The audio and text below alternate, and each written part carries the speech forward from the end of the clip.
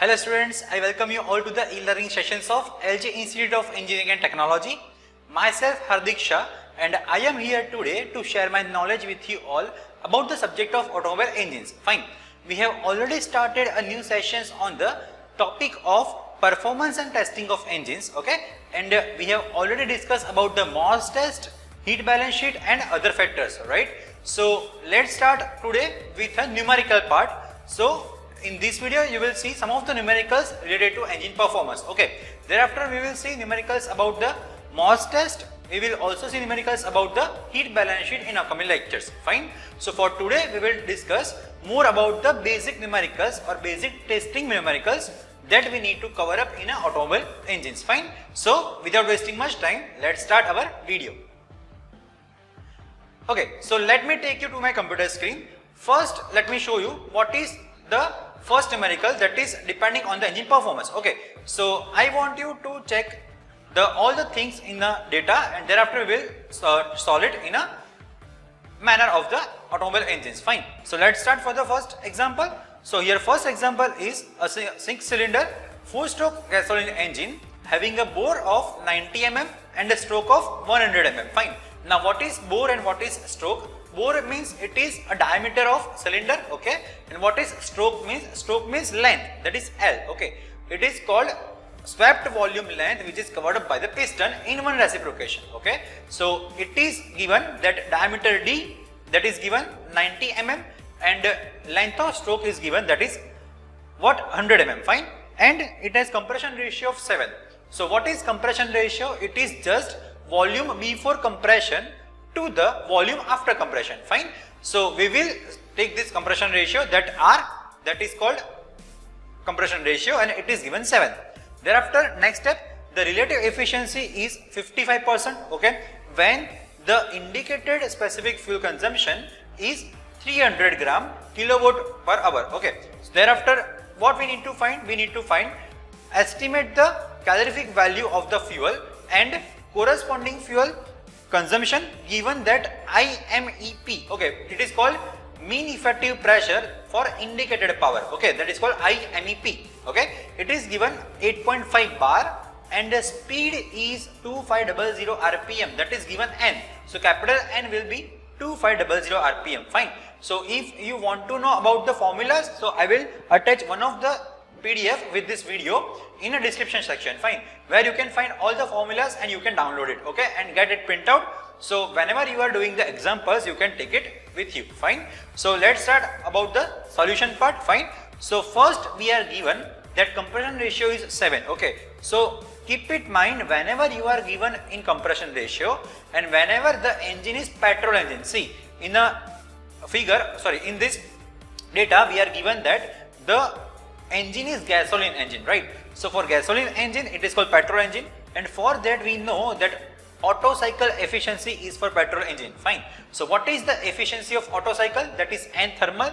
We know that it is 1 minus 1 upon R raised to gamma minus 1, that already you know, okay, you have already studied it in ET and EM and all that, fine. So the basic formula is efficiency of Otto cycle, that is 1 minus 1 upon R raised to gamma minus 1, okay. So here we will see what is the R. It is given us, R is given what 7, okay. So R is given as 7, so we will take 1 minus 1 upon 7 raised to 0.4, okay, and that is called air standard efficiency, that is 0.541, that is 54% is our air standard efficiency, fine. Next step we need to find the relative efficiency also, fine. So N, you can say eta relative equal to thermal efficiency upon air standard efficiency, right? So it will be eta ITH that we need to find, that is equal to 0.55 that we have given. See in the data relative efficiency is given, fine, and we have found the air standard efficiency, okay. So now we can get the thermal efficiency from this step, okay. So relative efficiency is equal to thermal upon air standard efficiency. So we can get thermal efficiency equal to 0.55 that is given into 0.541 that we have found, okay. So it will be 0.297. So we can say the efficiency of the engine is 29.7%, that is our thermal efficiency, fine, okay.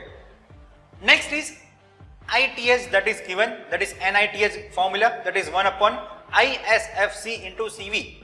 Now what is ISFC? ISFC means it is indicated specific fuel consumption, okay, and the CV is called calorific value, fine. So it is our value that we have given, that is CV equal to 1 upon NITH into specific fuel consumption. So we can now find the CV from this formula, okay.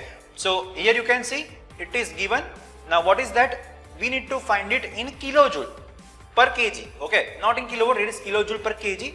So a formula will be what? 1 upon eta that we have found, that is 0.297, it is approximate 0.3, okay. So it is eta that is 0.3 into ISFC. Now ISFC is what?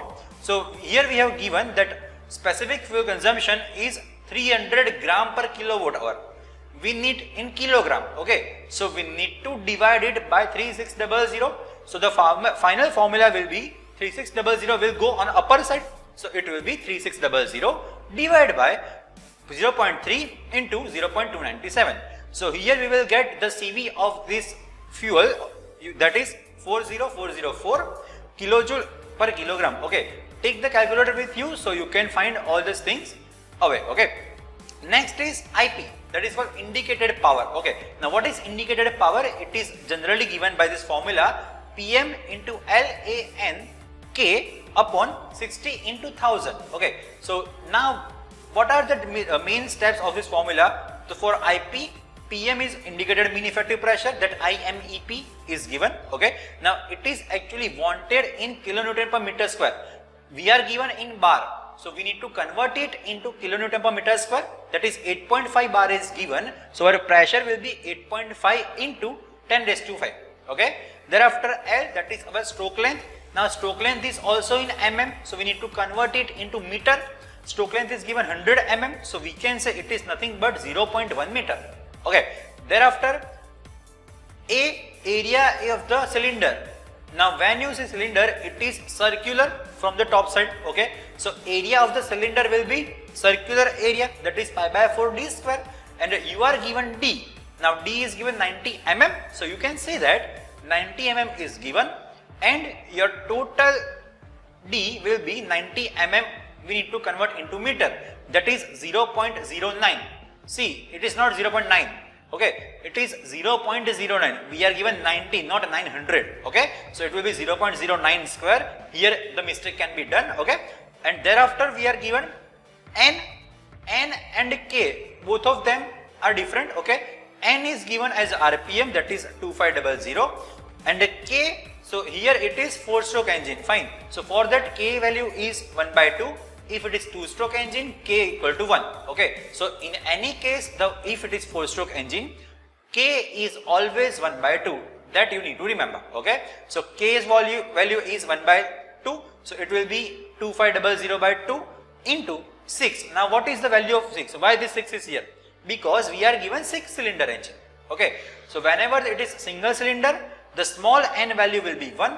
And whenever we are given the multi-cylinder engine, that we need to multiply it with the IP, because one IP is the same as other cylinders, so we need to just multiply by 6 upon 60,000. So whenever you calculate all these things, you will get 67.6 kilowatt, that is our IP, okay. You can also write kilojoule per kilogram, fine. So it is our IP. Now what is the next step? Next step, we need to find the corresponding fuel consumption also. So we need to find fuel consumption. So it is simple formula is given, ISFC into IP. So we need to find only two things. First is brake power and BSFC, or indicated power and ISFC. Fine. So whatever the fuel consumption is there, we can find from this formula. Now ISFC is given, that is 300 gram per kilowatt hour. We need to convert, so it will be 0.3, okay. And IP that we have just found, that is 67.6. So it will be 67.6 into 0.3. The answer will be 20.28 kilogram per hour, okay. So here you can see all the steps of this simple formula, simple numerical, and this type of numericals are generally asked in 3 or 4 marks, okay. So this is the first formula that we have, this is the first numerical that we have done today in a testing and performance of the engines. Fine. So that's it in today's session. This was the basic numericals that we have done, and from in next lectures we will do some of the more numericals in that. Okay, so that's it for today's session. In case you have any query, you can write it in comment section, or you can also personally contact me. I will make all these videos one by one, okay, about the engine performance and testing, and all the sums we will do in upcoming videos. Fine. So just subscribe this channel, so you will get all the videos one by one, just right whenever I upload, and just you can learn it. Fine. So thanks for watching and stay tuned. Thank you.